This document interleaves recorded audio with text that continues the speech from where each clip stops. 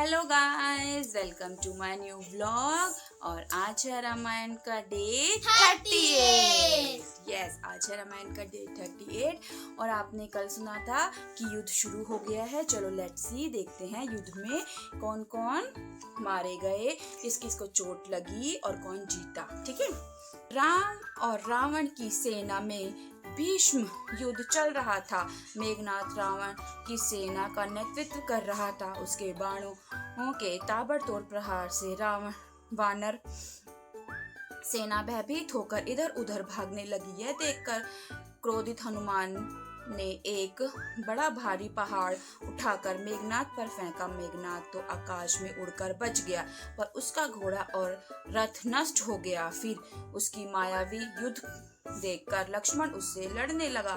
दोनों में कोई कम नहीं था। जब मेघनाथ पर लक्ष्मण भारी पड़ने लगा, तब मेघनाथ वीर घातनी शक्ति बाण चला दिया। रावण लक्ष्मण की छाती वीर घातनी शक्ति बाण चला दिया। बाण लक्ष्मण की छाती पर लगा और वह मूर्छित हो गए। मूर्छित लक्ष्मण को मेघनाथ ने उठाकर ले जाना चाहा, पर वह अपने कई वीरों के साथ मिलकर भी उन्हें उठा ना सका। हनुमान सूचना पाते ही गए और लक्ष्मण को उठाकर राम के पास ले गए।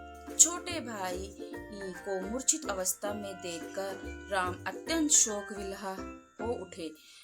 लक्ष्मण के उपचार के लिए एक वैद्य की आवश्यकता थी। भीष्म ने सुषेण वैद्य के विषय में बताया। हनुमान तुरंत लंका जाकर सुषेण वैद्य को उनके घर के साथ ही उठा लाए। उन्होंने हनुमान को सूर्य उदय होने से पहले द्रोणागिरी पर्वत पर जो संजीवनी बूटी लाने के लिए कहा था, उसी से लक्ष्मण की जान बच सकती थी। हनुमान तुरंत चल पड़े। रावण के दूत कालनेमी राक्षस ने हनुमान का मार्ग रोकना चाहा। उसने साधु का रूप धारण कर मार्ग में माया रची और स्वयं मुनि बनकर बैठ गए। जहाँ सुंदर तालाब देखकर हनुमान पानी पीने गए। तालाब में एक मगरमच्छ ने उन्हें पकड़ लिया। उसे हनुमान ने मार डाला। तब वह एक श्रापित अप्सरा थी।